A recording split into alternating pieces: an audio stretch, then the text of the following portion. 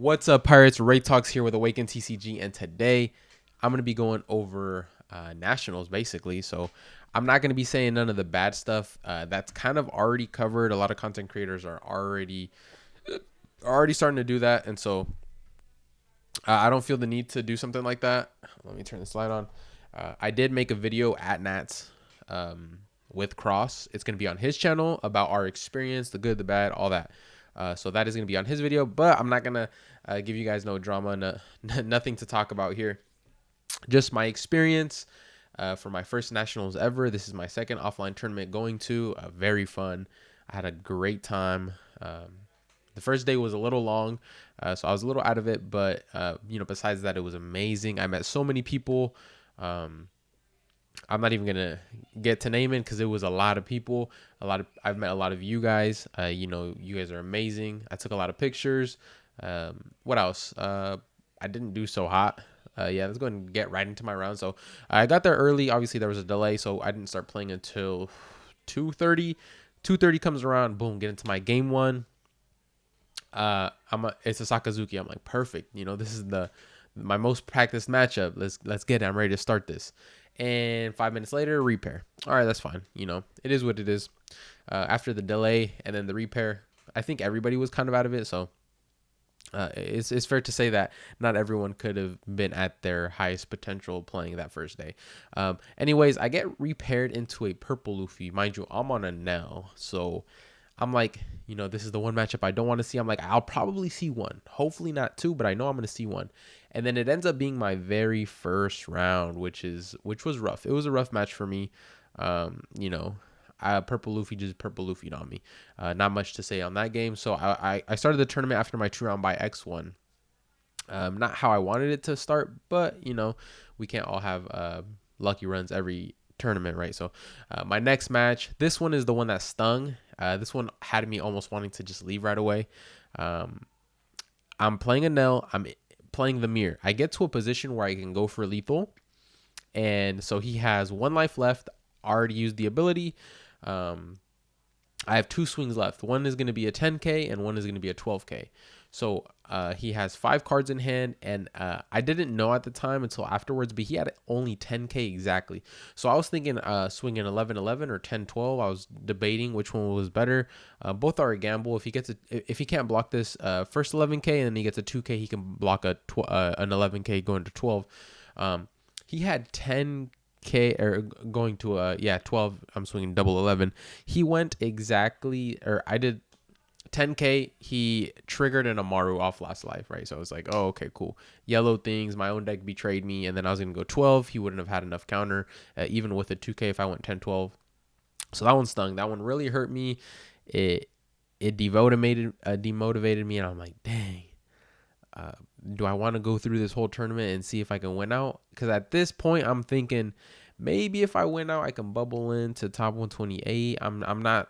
I don't know if I've scratched off top 64 yet, even if I win out.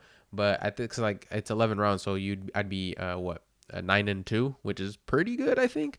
So I'm like, you know what, whatever, I'll play. So next match, I go against another NL and I take it. My following match, I go up against the Sakazuki and I take it. And then I think this next one's I'm X2 at the time. I get a loss. I get paired up against a croc, a blue croc, just a blue croc. He was a subscriber.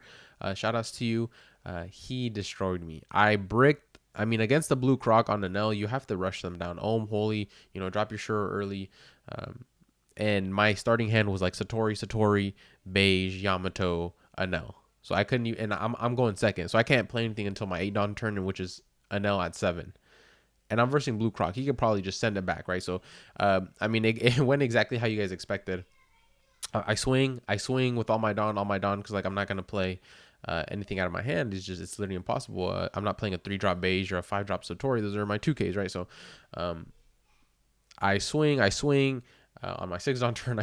I swing 11, and then I think I drew a Gadatsu, and I'm like, okay, I can play a Gadatsu and swing 6. But then I'm like, whoa, but then he can just send it back to my hand. I was like, you know what, I'll take the gamble. I did that. I remember I swing 6, he blocks out. I drop a Gadatsu just to have a body on board, and then he plays promo Luffy, blue Luffy, trash 2, just pick one of your units to kill.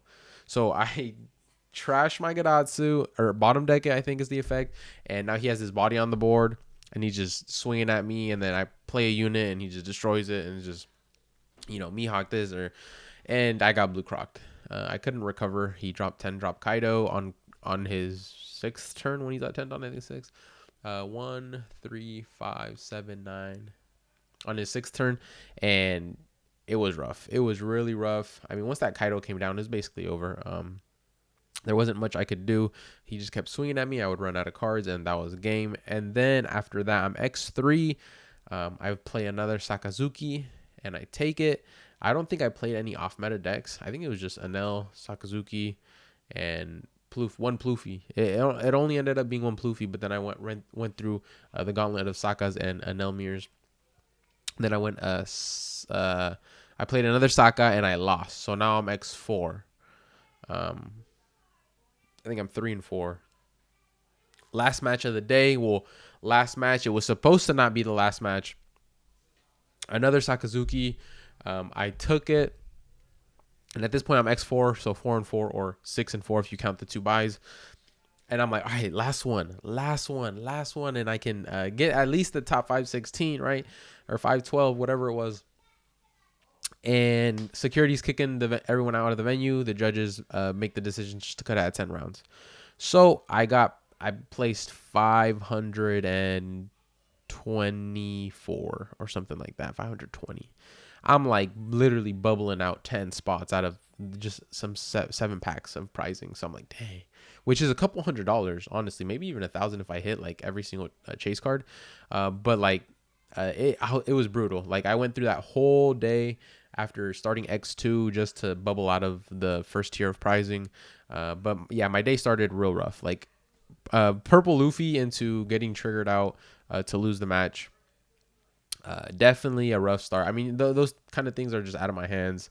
I played well. I played really well. And then I bricked one game. So 3 of my losses were just, card game things.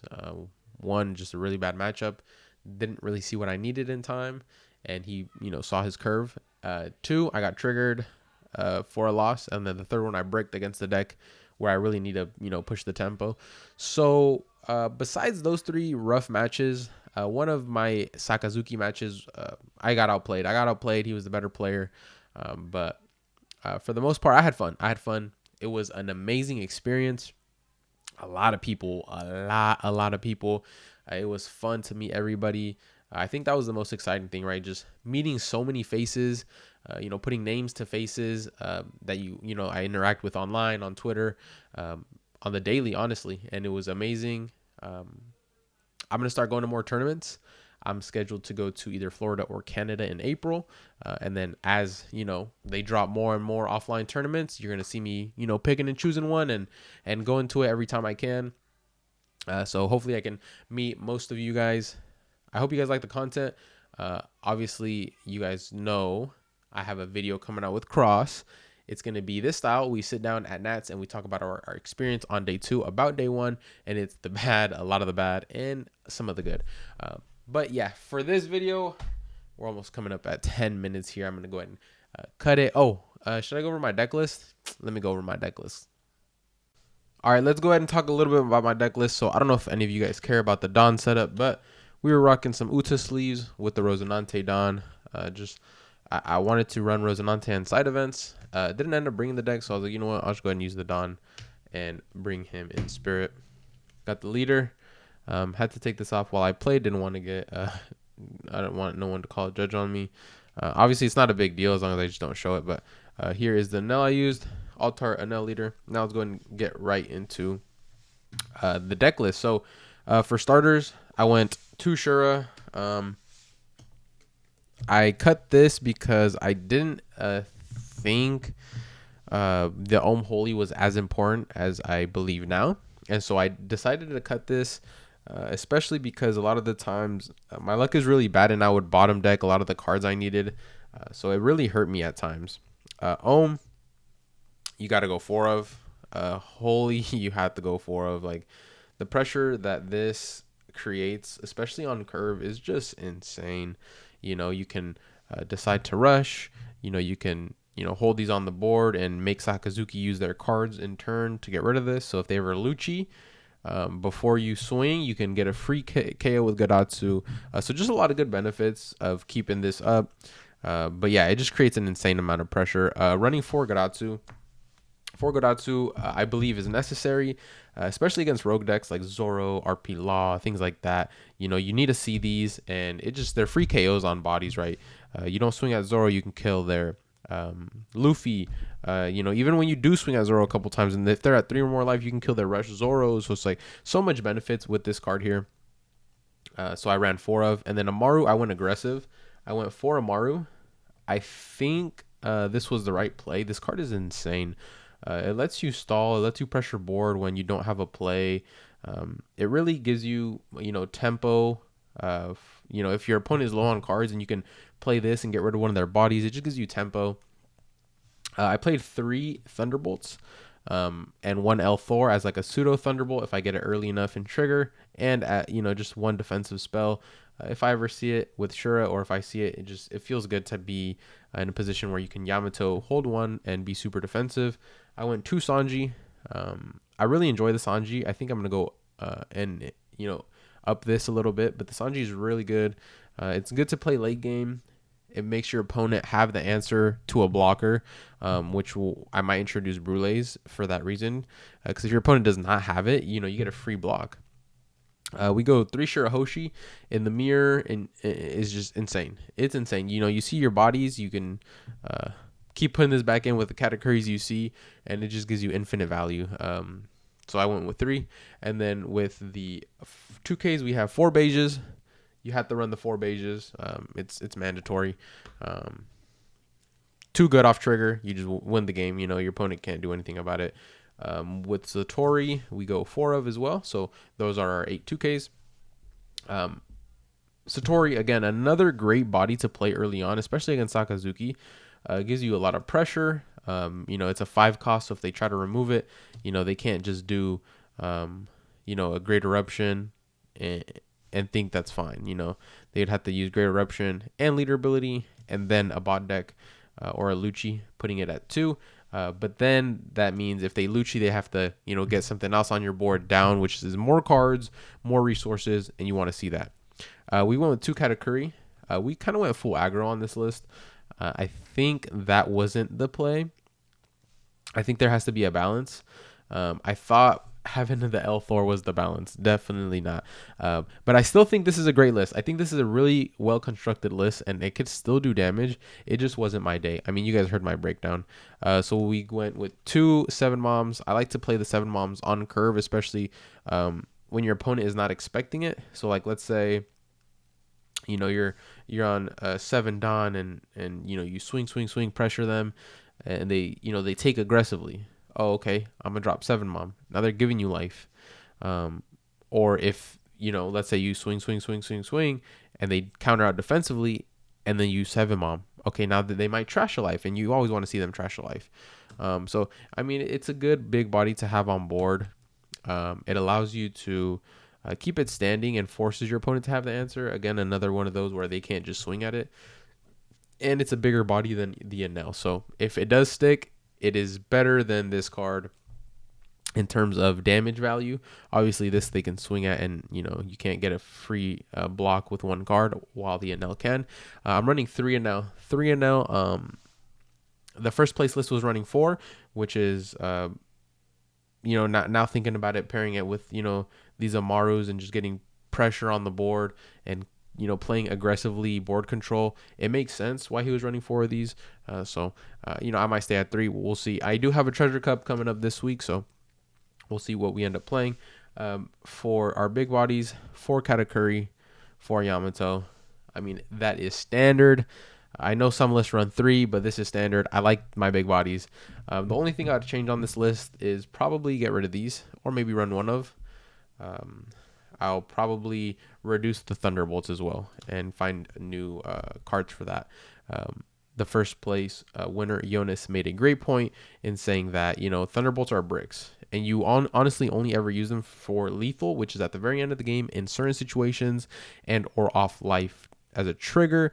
and then sometimes your opponent doesn't even have bodies to use. So it's like it's a very niche card for it not to have a counter, when you can just replace it with all counters and more useful cards like Brules, for example, right? You can run 3 Brules instead of these 3 Thunderbolts, and it always gives you value on trigger or whatever turn it is. In hand, it is a 1K, and it also is a blocker you can play. So that is my list, guys. I really appreciate you guys watching, but that is going to be the end of this video, guys. Thank you guys so much for watching. Obviously, I didn't make top cut, got 500th place or something. It was a fun experience. I really do hope you guys get to go to tournaments. They are very fun. I'm barely starting to, get, the basis on how these tournaments kind of play out and how they go. And I'm enjoying myself. I'm enjoying the people I'm meeting.